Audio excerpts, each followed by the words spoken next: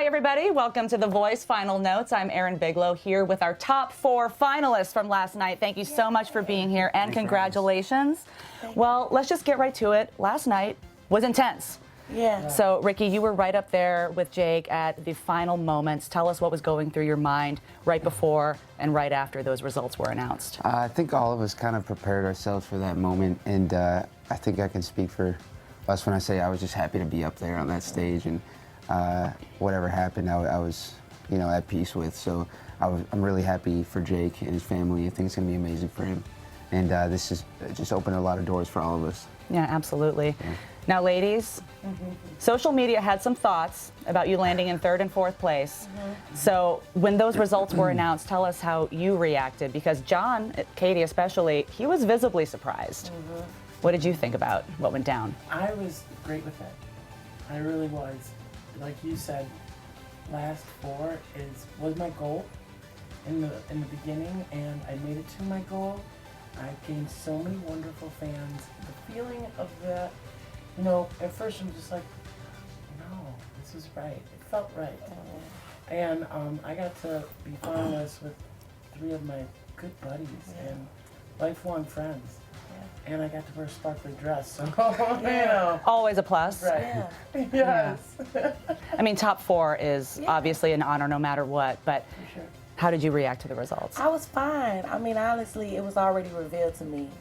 I had made peace with it like a couple of days before I knew that was going to be my end result. And I was fine with that because I've been intentional through this whole process. I know what I prayed for. I prayed for exposure. You know what I'm saying? I didn't pray to win the whole thing. I prayed to continue to work. It's money we got to get. Me and her about to do a whole podcast. We finna travel. We finna get this popping. I feel like it's popping. It's too much talent for us not to work together and make things happen. It doesn't make any sense. So I know people say it before, like, oh, you'll see me again.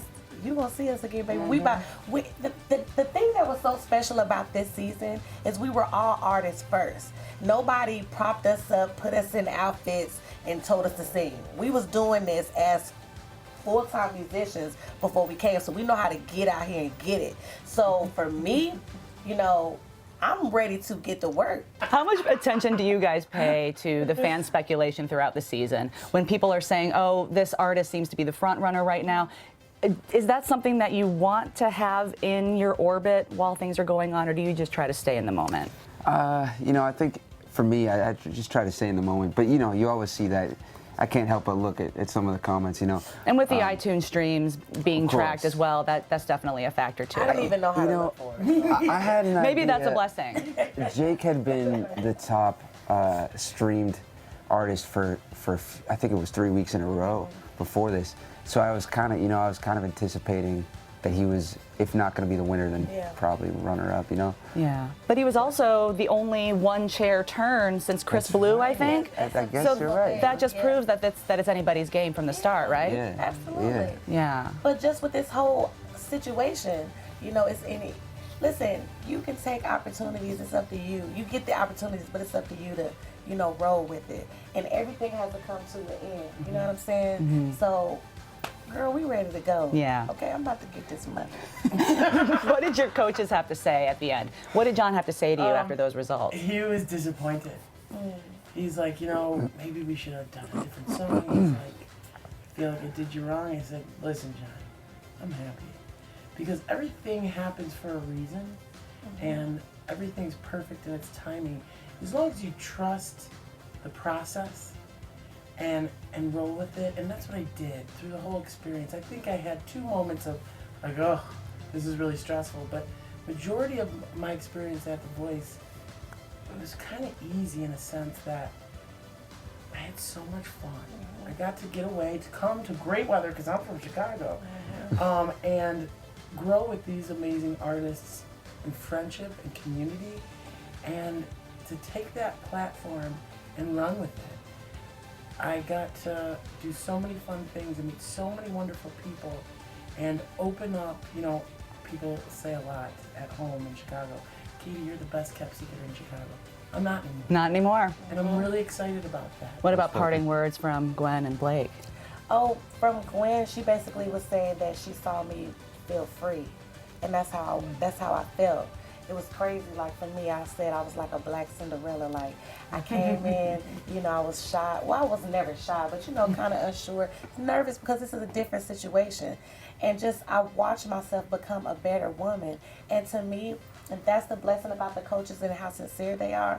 It wasn't about, oh, we're trying to win. She said, I wanted to make sure that you were happy. Are you good? And she said, I saw you on stage. She said, and that's the Rose I wanted to see, the Rose that was just happy and free. And that's how I left. And I love that lady.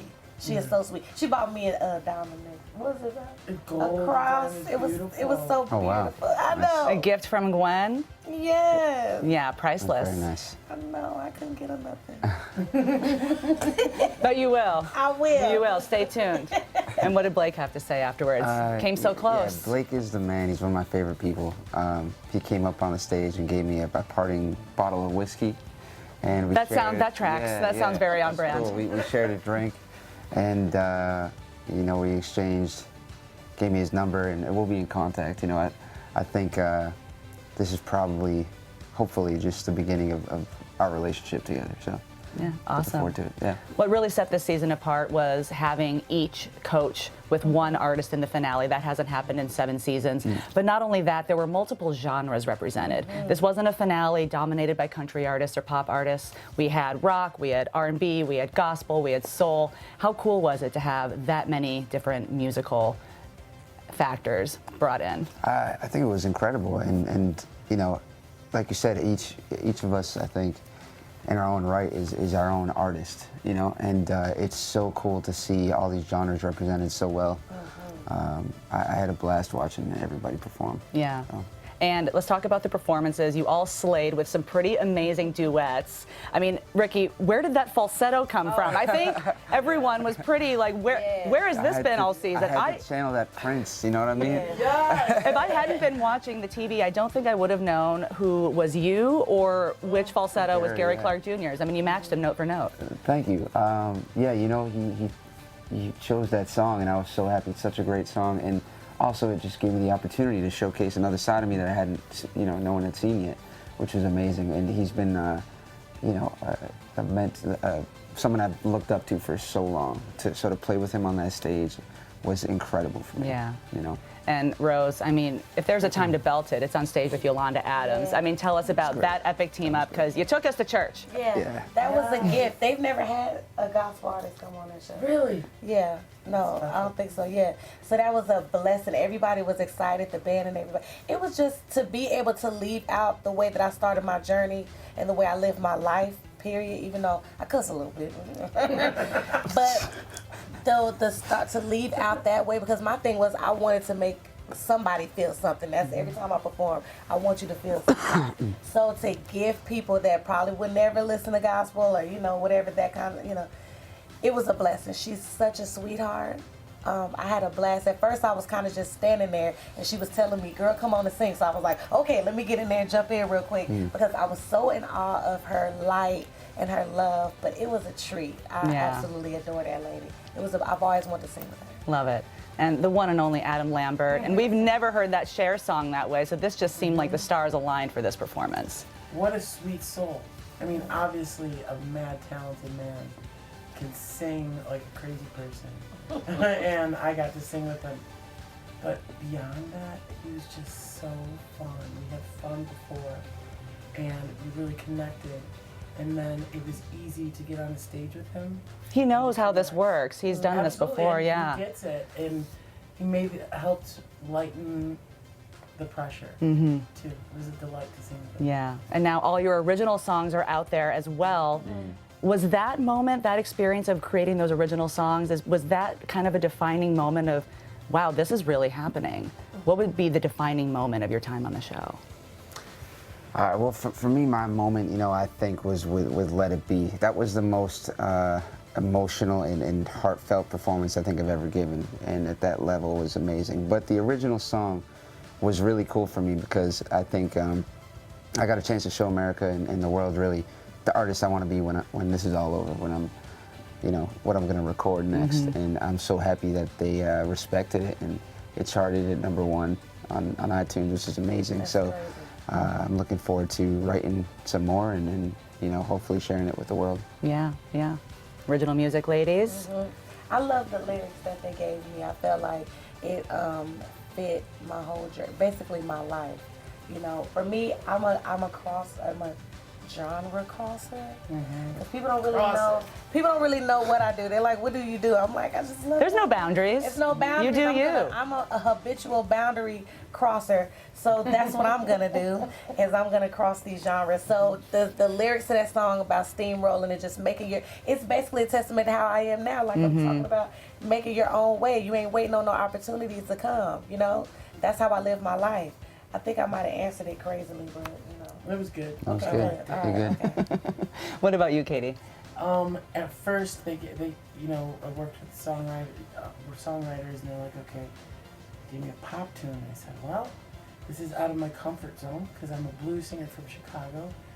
I usually connect to soul, rock and roll, and those genres. I like to cross boundaries too. But it was great. It spoke to me, the lyrics as well. You know, I'm very transparent in how I feel, and I bring that onto the stage.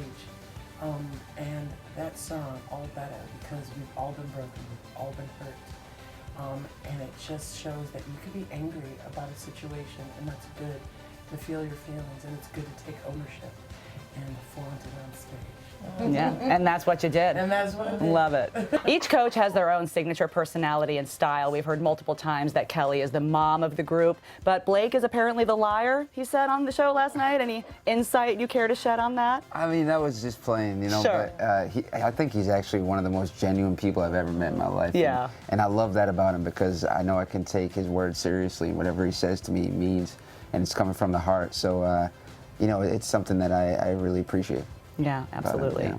And Rose, earlier in the season, you and other Team Gwen artists had told us that she's one of the homegirls. She is. And so just knowing how down to earth she is now, did that catch you by surprise when you first met her? Someone who's a music and fashion icon being so relatable? Honestly, it didn't. I was happy that what I felt about her was correct. Because, you know, it's one thing when you think somebody is going to be away and then they turn out not to be there. She was everything, but even more. Like, she checked up on me behind the scenes, like making sure that I was good, praying for me, praying with me, you know, just to see, my mental, you know, because this is I had some things going on offline, you know, but she wanted to make sure that I was good, not about the competition, none of that, just genuine love. So that's like my sister friend. Yeah, I love that.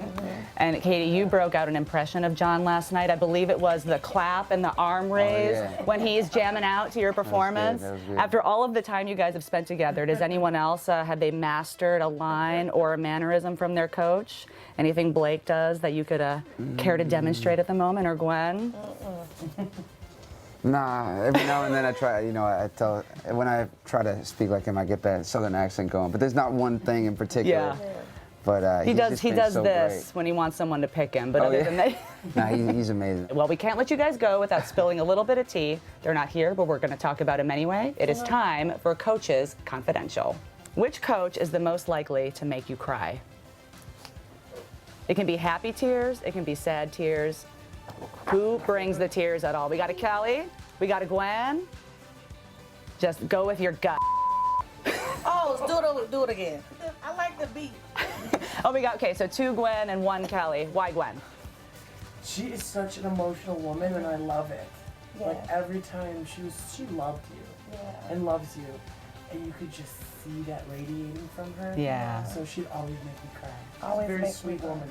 Love it. Very sweet. Very sweet. I'm sure similar things can be said about Kelly as well.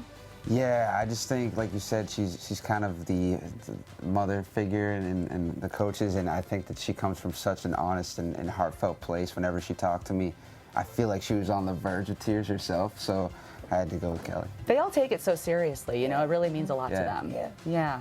Okay, well, on the flip side of that, Okay. which coach has the dirtiest mouth? Who's unfiltered? Who is unfiltered on set? Kidding me? Okay, this is unanimous. Kelly has won previous rounds of this, Oh, really? but All right. yeah. So, but Blake unanimously, it seems. Yeah. You didn't even have to think Yeah. twice about it.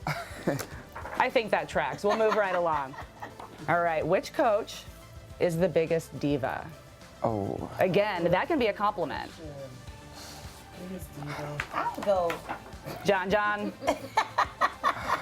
feel free to go with the crowd or an outlier. Of course. Come on, who's gonna not be a diva? I mean, the VGOT goes a long way. I'll go with them, I guess. Yeah. All right. Sorry, John. I We're don't know. very much on the same page this round. I love it. Talk to him again. He's a nice guy. Again, So sweet. Yeah. I just roll with it. I don't know. love it. It's gonna be all over the news. Sorry, He's man. really sweet. No. Of course. All right. Which coach is the toughest critic? Who is not afraid? Yeah, I had a feeling we were going to go this Yeah. way. No. Ah, I'm gonna go. I'm toughest critic. Toughest critic. Ooh, okay. I'll go with John. John. John. Why Blake?